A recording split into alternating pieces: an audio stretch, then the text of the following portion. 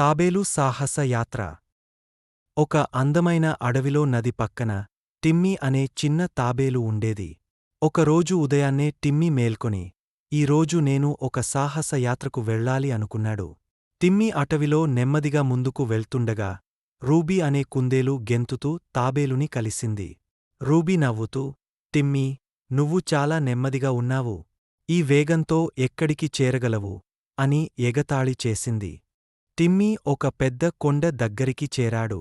అప్పుడే బెనీ అనే పక్షి ఎగరివచ్చి, టిమ్మీ, నీకు సహాయం కావాలా?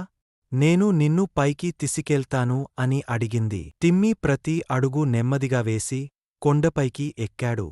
రూబీ మరియు బెనీ టిమ్మీని చూసి ఆశ్చర్యపోయారు. రూబీ వచ్చి, వావ్, టిమ్మీ, నీవు చాలా ధైర్యవంతుడివి అని అంది. బెనీ సంతోషంగా, నువ్వు లక్ష్యాన్ని వదిలిపెట్టలేదు, చివరికి పైకి చేరావు అని అంది.